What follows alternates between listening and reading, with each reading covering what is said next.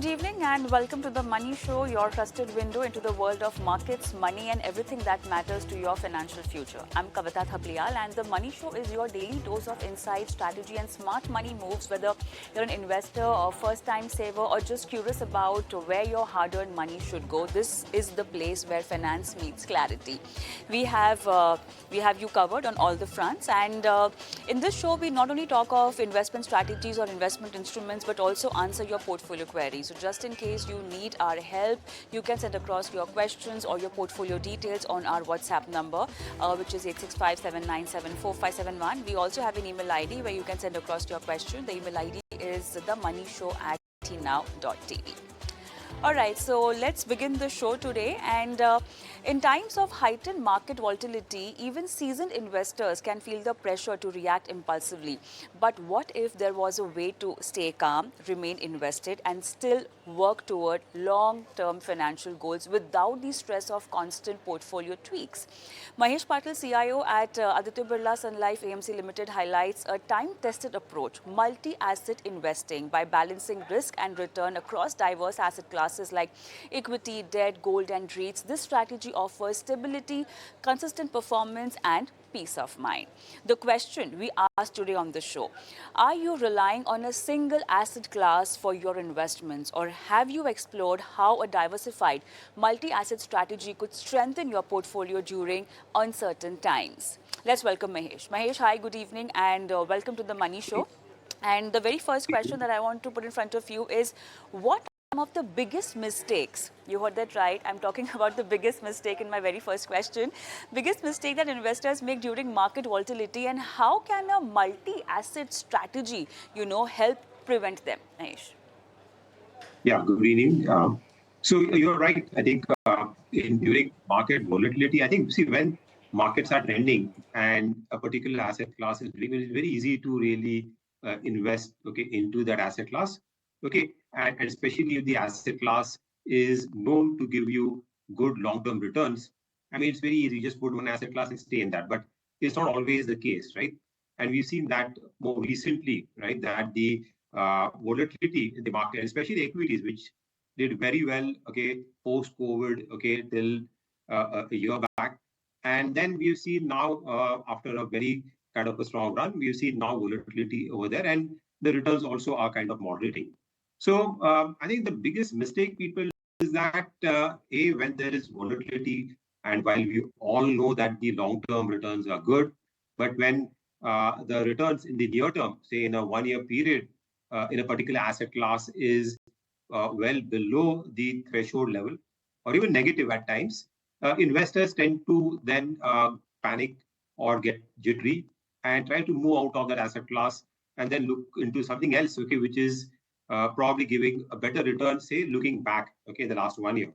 So that is where you tend to then move out of the asset class and look at something else, which on a historical basis would look good, but not necessarily going forward. So it's very difficult to predict, which asset class will do well going forward.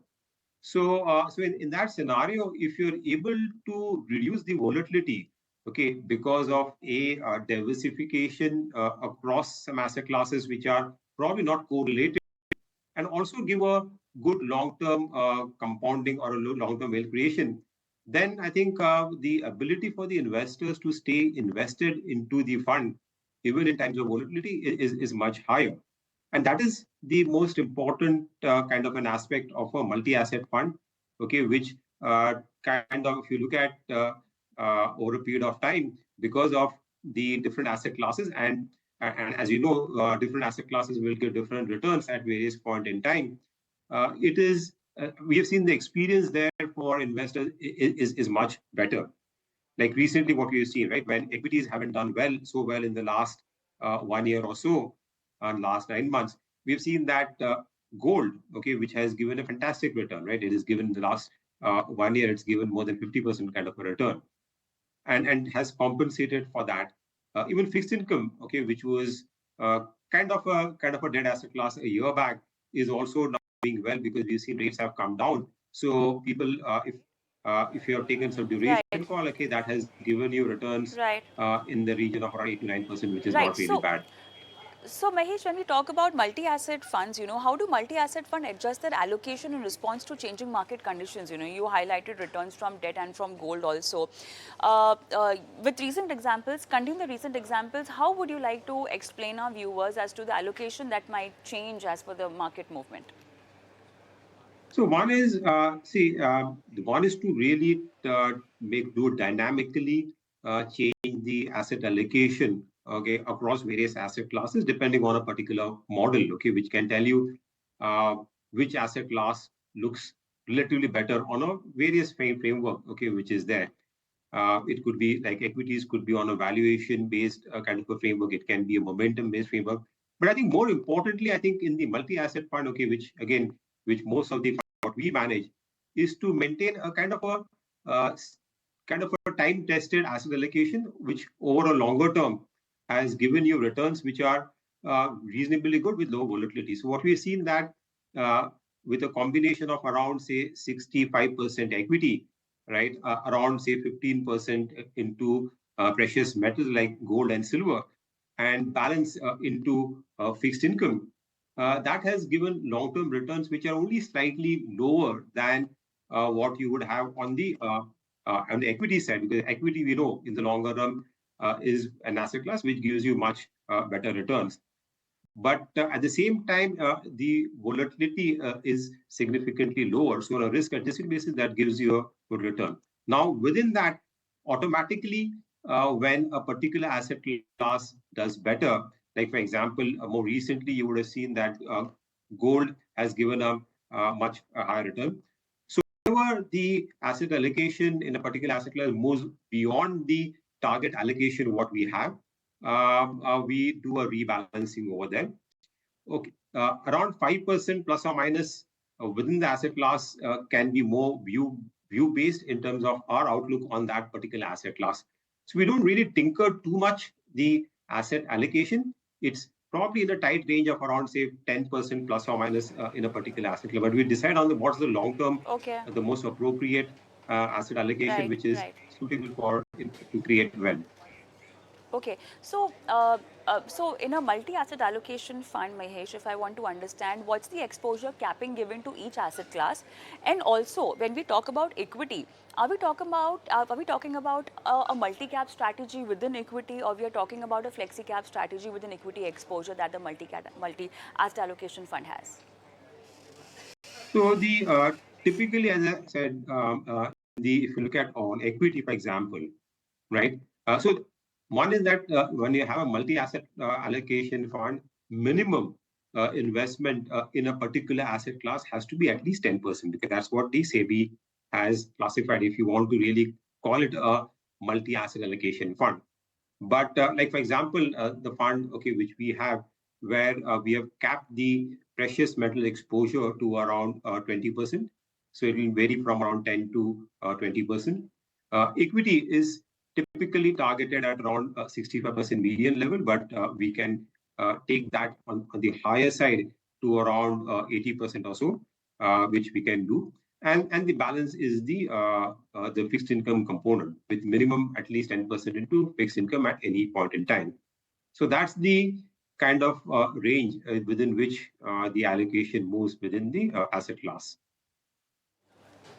Uh, Mahesh, when we talk about investors, they are still of the view of favoring traditional asset classes, when we talk about equity or fixed income, for example. What would you say to someone hesitant about allocating to newer alternative assets like REITs or even InvITs, which can be a part of a lot of multi-asset allocation funds? Yeah, so actually, this is also another asset class, okay, which is emerged, which is REITs and InvITs. And that is also, again, it has its own characteristics in terms of the risk return over there. I would classify them somewhere in between fixed income and equity, with a probability to generate a slightly better return than fixed income, slightly higher risk, but again, we've seen that that also adds another dimension where you want to further increase the overall yield or the return of the portfolio. And we've seen that this market was initially fairly illiquid. The liquidity was one of the reasons why institutions didn't participate much. But I think over a period of time, we've seen that this asset class, REITs and InvITs, has seen more offerings in the marketplace, and we've seen more institutions now starting to participate, especially mutual funds, not only through their hybrid funds and the multi-asset fund, but also from the fixed income funds wherever there is a mandate. And that again provides one more diversification in the overall portfolio besides fixed income, equities, and precious metals. And our experience there has been fairly good. In the last 2 years, we've participated in this offering, and it has enabled us to further enhance the overall return on a risk-adjusted basis for the portfolio. Sure, sure. I slightly want to go deeper in the risk management area. From a risk management perspective, Mahesh, could you explain that how do multi-asset funds compare with equity-heavy portfolio in terms of drawdowns and volatility? So, because of the fact that you have varying asset classes where the correlation is not necessarily in the same direction, so we would see that the drawdowns over here in the multi-asset fund would be lower than the normal equity funds. Okay, obviously, when you the upside capture also will be slightly lower than a pure equity fund, but typically, what we have seen is that depending on the various multi-asset funds, depending on the asset allocation which is there, but the drawdowns there compared to the equity would be uh, say around 70 whatever 70%, 60-70% of the drawdown what you would see in a typical equity fund, and the upside capture would be say around 75-80% or so. So in that sense, I think it is able to the overall standard deviation of the fund is significantly lower than a normal equity fund. On the other hand, the return is not necessarily, if you, over a longer term, if you really stick to that discipline, we have seen the returns are only about 1.5 to 2 percentage points lower than a pure equity fund. All right, that's fair. Also, I want to understand the taxation treatment for a multi-asset allocation fund. What would that be? So that multi-asset, as long as the equity allocation there is above 65%, this is the cash equity. You can always bring down the equity exposure slightly lower by using arbitrage, but keeping the cash equity at least 65%. The taxation is in line with what the taxation is for equity funds. Now, Mahesh, for a younger investor, or those just starting out, is a multi-asset fund a good entry point? And if it is, how should they evaluate which funds to use, and how could they? What are the parameters over here that one can look at when deciding on the right kind of multi-asset allocation fund for themselves?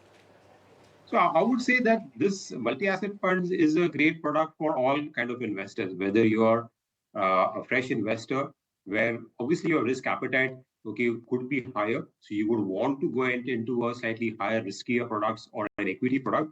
But I would say that the discipline of starting and investing across asset class and sticking to asset allocation, I think the key discipline, if it is started early, I think that will help investors to really, especially new investors, right? While they want higher risk, but they're equally kind of scared, when there are large drawdowns in the market.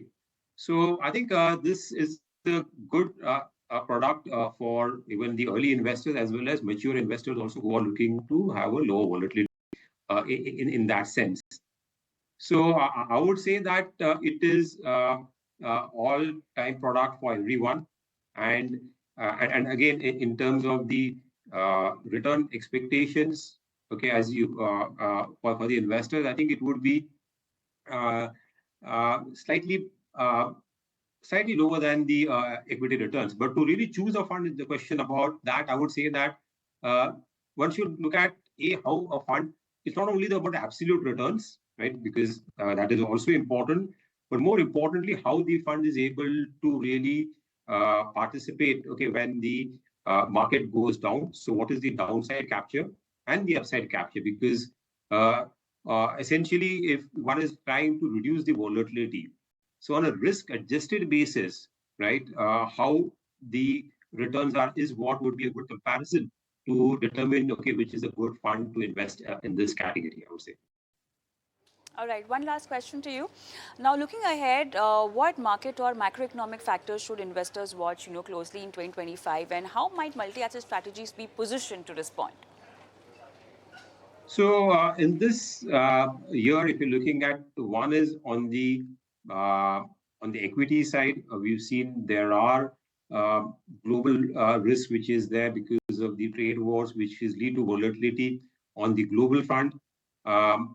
Domestically, coming out from a low growth cycle, right? We've seen pretty tepid earnings growth last year, and that has really weighed down on the equities.